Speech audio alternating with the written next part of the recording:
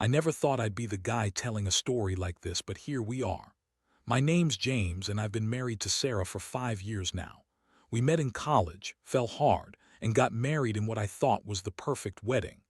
Sarah was the kind of girl everyone envied, beautiful, sharp-tongued, a little bitchy but funny in her own way. I loved her stubbornness, her fire, her personality. We had our ups and downs, as every couple does, but I thought we were solid, or at least I did. From the start, I noticed little things. Sarah became distant sometimes, checking her phone constantly. She'd brush it off if I asked who she was texting or what she was looking at. She'd start staying late at work more often, claiming it was just some new project. I didn't think much of it at first. I trusted her, or at least I wanted to. But the signs kept piling up, and lately, she'd get defensive if I even hinted at her changing her routines. It was around the 2-year mark that I started to notice her phone more often, especially when she thought I wasn't looking. She'd hide it quickly if I entered the room. Her messages became more secretive. I'd catch her texting someone late at night, sometimes in the bathroom, sometimes just under the cover of darkness when she thought I was asleep. I kept telling myself, maybe it's just work stuff, maybe she's talking to her sister or a friend. But deep down, I knew it was something more. Then one night, I stayed up late out of curiosity. I kept hearing her whispering, giggling softly in the bathroom. She thought I was asleep, she always did, but I decided to tiptoe closer and listen. I couldn't believe what I heard. It wasn't her sister or her friend, it was someone else, a guy, and from the tone of her voice they were doing more than just chatting. I heard her laugh in a way that didn't match the usual tone of our conversations. It was flirtatious, intimate. I froze, heart pounding, feeling like I'd been kicked in the stomach. The next day I found her phone on the nightstand, unlocked. I hesitated, knowing I'd probably regret what I was about to do, but I couldn't help myself. I looked through her messages. It was exactly what I feared, screens full of suggestive texts, emojis, and plans to meet up. I saw photos she'd sent, things I shouldn't have seen. And the worst part, one message from her saying, "Can't wait to see you tonight, babe, just a quick thing after your work shift." That was the moment I realized that my wife had been cheating on me with her childhood friend, Mike, who was also the best man at our wedding, no less. I felt numb. I didn't even know what to think. I mean, I knew Sarah was a bitch sometimes, but I never imagined she'd do something this cruel. It hit me like a freight train. All those little signs, the late nights, the secretive behavior, now it all made sense. She'd been lying right to my face. I started shaking, the kind of shake that leaves you dizzy. I stayed awake all night, staring at that damn screen, trying to wrap my head around what I'd just uncovered. My wife, my supposed partner, was sleeping with my best friend. How did I not see this coming? How did I miss the signs? I felt betrayed, humiliated, angry. So angry I wanted to scream, but I also felt like I'd been punched in the gut so hard I couldn't breathe. The next morning I decided I had to confront her. I kept her phone in my hand, trembling as I called her into the living room. Her face was already tense when she saw me. I didn't bother with small talk. I just threw her phone on the table and said, "What the hell is this, Sarah?" Her face twisted into a sneer, and she looked at me like I was the crazy one. "What are you talking about, James?" "That's just some stupid prank," she snapped, but her voice was shaky. She tried to brush it off, call me paranoid, accuse me of snooping, but I knew better, I'd seen enough. She spun her usual lies, saying it was nothing, just a mistake, that she'd never meant for it to go this far. She called me insecure, said I was overreacting. She looked me dead in the eyes and told me she loved me, but that she needed something more. That she was bored, that I was too predictable, that she felt trapped. All of it was bullshit. I could see right through her. But what hurt most was the way she lied so convincingly, like she was doing me a favor by pretending everything was fine. I looked at her, feeling the weight of it all, the betrayal, the shock, the disbelief, and I knew this was just the beginning of the end. After that confrontation, everything changed. I couldn't look at her the same way, and she didn't seem to even care. She kept her eyes cold, her tone sharp, like I was the one who'd done something wrong by catching her. She told me she was done pretending, that she wanted to be with Mike, that she'd always been unhappy with me. I guess I should have been surprised, but honestly I was. I'd seen her change, felt the distance growing, but I thought maybe we could work through it. Turns out she'd been planning this for a while. I didn't want to believe it at first. I kept asking her why, what I'd done wrong, if I was lacking somewhere. She just rolled her eyes, said I was too controlling, too boring, that she'd stayed because she felt stuck, that she wanted to feel alive again. I felt like I'd been punched in the stomach all over again. All I could do was sit there, mind racing, trying to process what I just heard. The woman I loved, the woman I married, had been screwing my childhood friend Mike behind my back for months. And the crazy part, the wedding videographer caught them on camera, background footage of them together, smiling and holding hands, like they didn't give a damn that I'd find out. That footage was like a slap in the face. I paid for a professional to capture our big day, and somehow they managed to sneak moments in there, him leaning in to kiss her, her laughing at something he said. All candid, all real. I felt sick looking at it. That footage wasn't just a reminder of my wedding day. It was proof that she'd been lying to me from the start. I felt so humiliated, so betrayed, I didn't know whether to cry or destroy everything in sight. I just sat there, staring at her, trying to hold back the flood of rage. I wanted to scream, to yell, to tear the house apart, but I knew that wouldn't fix anything. Instead, I told her she needed to leave, to pack her things and get out. She looked at me, her eyes cold, and said she wasn't going anywhere, that she was staying until she figured out what she wanted. That only made my rage boil over. I told her she was a bitch, that she'd ruined everything, that I'd never trust her again, that I'd never look at her the same way. She just shrugged and went to her room, acting like I was the one overreacting. That night, I couldn't sleep. I kept replaying everything in my head, her lies, the footage, the way she'd manipulated me. I felt so stupid for trusting her, for thinking we had something real. The betrayal cut so deep I wondered if I'd ever be able to forgive her. I knew I had to make a choice. Do I fight for this marriage or walk away? The thought of losing her, losing everything we built, tore me apart. But then again, how could I stay with someone who lied to me so blatantly? Someone who cheated on me with my childhood best friend. It was like the ground beneath me was crumbling, and I didn't know how to stop it from falling apart. Next day, I started looking into lawyers. I knew I couldn't just sweep this under the rug. The footage, her confessions, everything. I needed to be prepared. I couldn't believe I'd been so blind. I'd spent years building a life with her, trusting her with everything, and she'd been cheating on me behind my back, and with my best friend no less. It wasn't just betrayal, it was downright disgusting. I kept asking myself, why? Why did she do this? Was it just sex, or was it something more? The more I thought about it, the more I realized she'd probably been planning this for a long time, even before the wedding. I also couldn't help but feel a strange mix of anger and sadness. Part of me was furious she'd humiliated me like this, that she'd thrown away our marriage for some fleeting thrill. But another part was hurt. Deep down, I still loved her, or at least I thought I did. I keep telling myself that I deserve better, that I should walk away, but some days, the pain is so raw, I wonder if I'll ever truly move on. All I know is that I can't pretend like everything's okay anymore. My trust is shattered, my heart is broken, and now I'm just trying to figure out what to do next.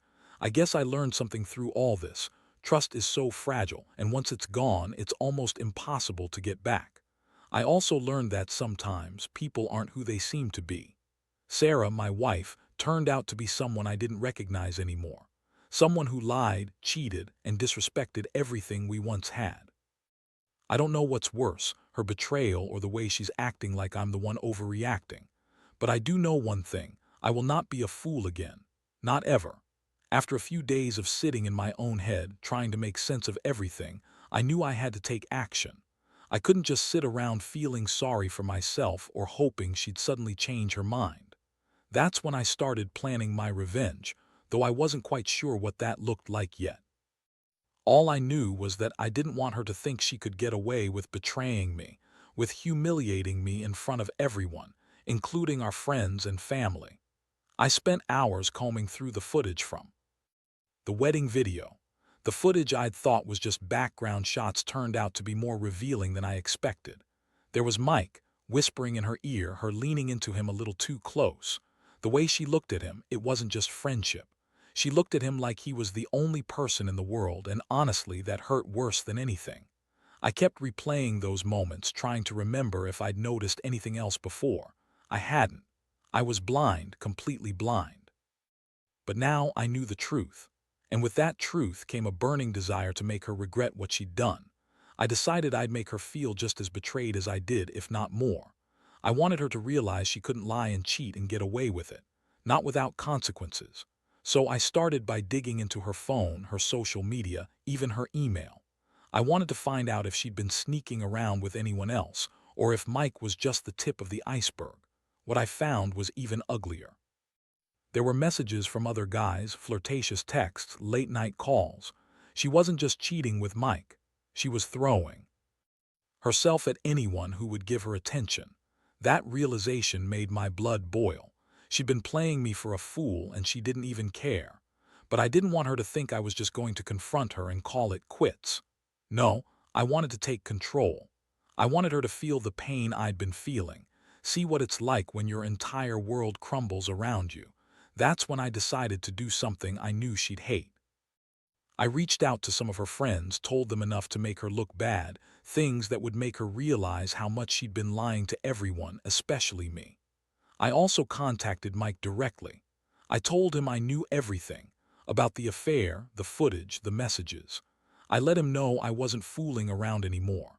I told him if he ever crossed my path again, I'd make sure he regretted it. I don't know how much of what I said he took seriously, but I wanted him to know I wasn't going to stay silent. I'd never thought I'd be the kind of guy to threaten a man, but this was different. This was about protecting what little dignity I had left. The hardest part was planning how to confront Sarah. I knew she'd try to deny everything, spin some story to make herself look like the victim. But I also knew her too well. She's the kind of person who lies so effortlessly that I couldn't trust a word she said anymore. So I decided I'd catch her in the act. I set up hidden cameras in the house, in the bedroom, even near her phone, so I could get undeniable proof if she was sneaking around again. I wanted her to see that I was serious, that I had evidence that couldn't be denied. One night I made sure everything was in place. I waited until she left for what she claimed was a girls' night out, but I knew she was probably meeting Mike again. I stayed quiet, watching the footage unfold on my laptop, watching her walk out the door, knowing she was about to get caught in her own game. I felt a strange mixture of satisfaction and dread. Satisfaction that I was finally taking control, and dread that it might blow everything apart forever. When she returned that night, she looked smug, confident, like she'd already won whatever game she thought we were playing. But as she took her phone out of her purse and started texting, I pressed play on the hidden camera feed. I watched as she leaned into her phone, her face lit by the screen, her fingers dancing over the keys, before I interrupted her. I told her I had enough. I told her I saw everything, the texts, the footage, the lies. I told her I was done being played for a fool. Her response: she looked me dead in the eyes and called me paranoid, accused me of spying on her because I didn't trust her. Like that made it okay. That moment, I realized I couldn't stay in this marriage anymore. Not with her lying, cheating, and treating me like I was stupid. I had to get out for my own sanity. But I also wanted her to feel the pain she'd inflicted, wanted her to understand what it's like to be betrayed and humiliated. That's when the real plan for revenge started forming in my mind. I wasn't just going to walk away. I was going to make sure she paid for what she did to me, her regret ever crossing that line. The aftermath of that night was a blur. I was filled with so many conflicting emotions: rage, sadness, disgust, and an overwhelming sense of betrayal. I couldn't sleep, couldn't eat. I kept replaying her words, her actions, trying to understand how someone I loved, someone I thought loved me back, could turn into a stranger so quickly. Every moment I spent with her after that felt like walking on eggshells, waiting for her next lie, her next excuse. But I knew I couldn't keep pretending everything was fine. Something had to give. My plan for revenge was slowly taking shape. I wanted her to realize she'd crossed a line she couldn't come back from, not just in my eyes but in the eyes of everyone around us. I decided to start with her friends, the ones she'd lied to, the ones who thought she was perfect. I reached out to a few, shared just enough to make them question her, to see her for what she really was. It felt dirty, but I told myself it was necessary. Next, I made sure the evidence was airtight. I pulled all the footage, all the messages, all the recordings and kept them in a safe place. I wanted to be prepared for whatever she threw at me next. If she tried to deny it again, I had everything documented. I also contacted a divorce lawyer. I knew I couldn't stay married to her, not after what I'd uncovered. I wanted out, and I wanted to make sure I got what was due to me. But the real punch came when I decided to confront Mike directly. I waited a few days, letting the chaos settle in our house. I knew where he worked. He was a freelance videographer, just like the footage showed. I showed up there unannounced. I didn't yell or threaten, at least not at first.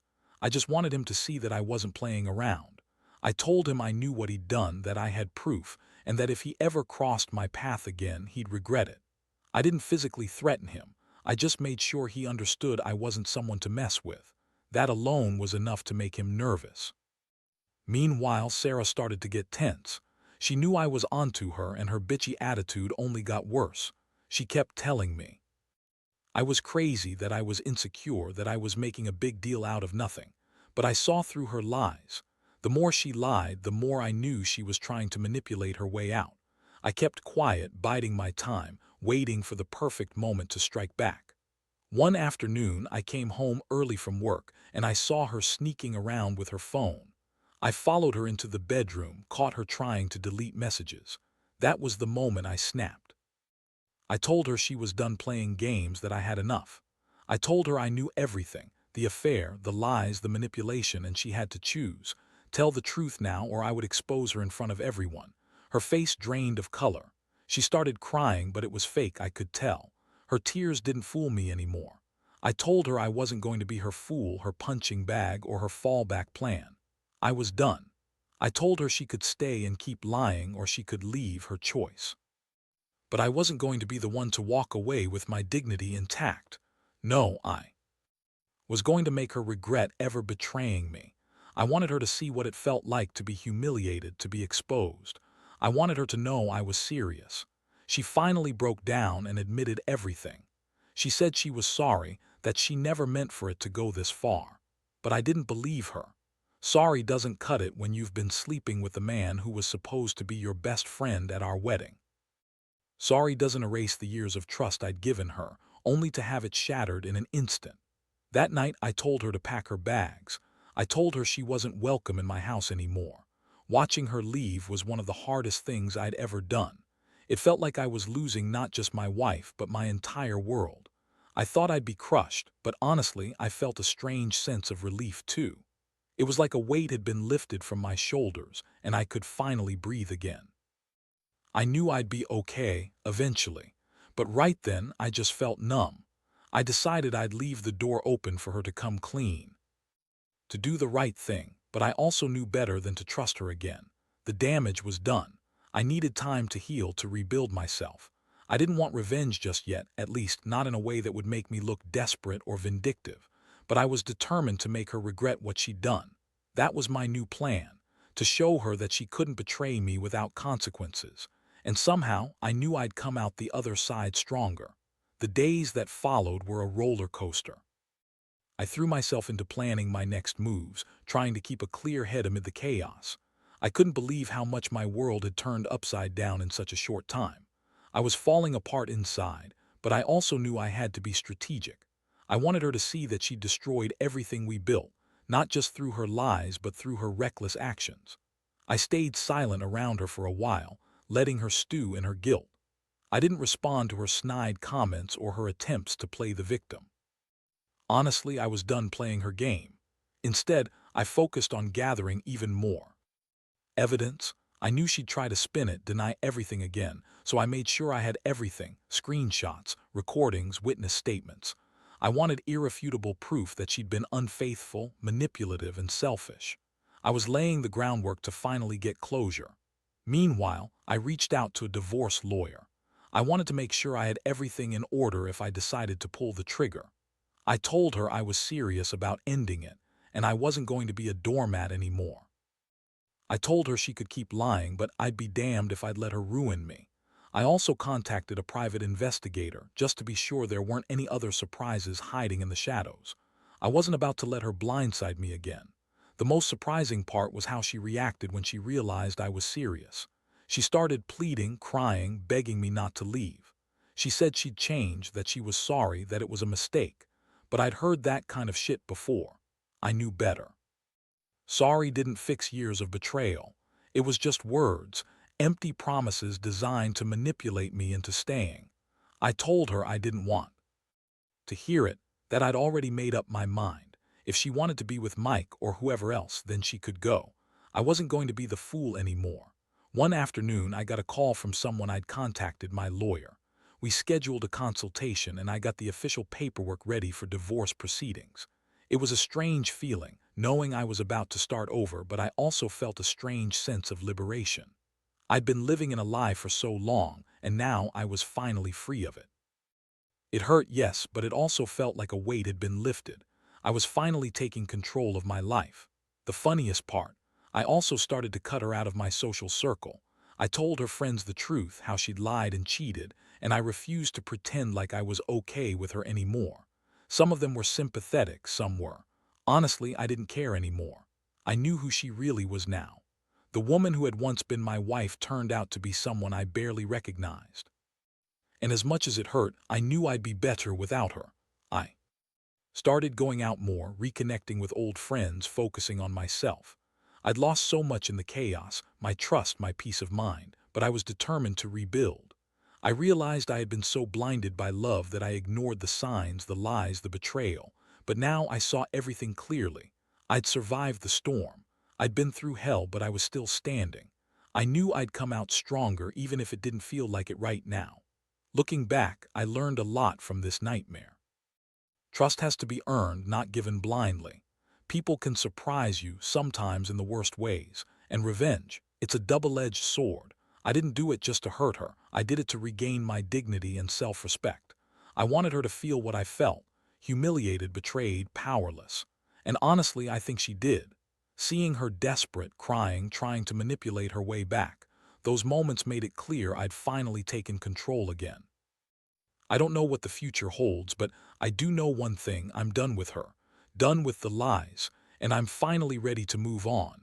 Now, sitting here reflecting on everything, I realize how much I've been through and how much I've learned.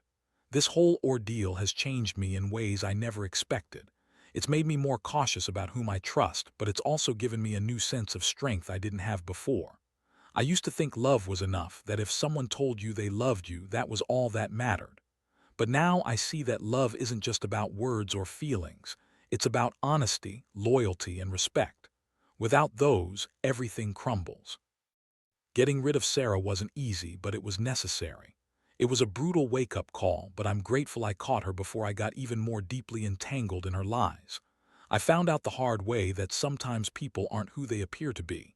Trust the wrong person, and your entire world can come crashing down in an instant. I learned that the hard way, and I'll never forget it. What I want to say to anyone reading this who might be in a similar situation is this: don't ignore the signs. Don't brush off your gut feelings just because you want things to work out. People can lie, cheat, and manipulate in ways that are so convincing you might not even realize it until it's too late. Be honest with yourself. Pay attention to the little things, the secretive texts, the late nights, the dismissiveness.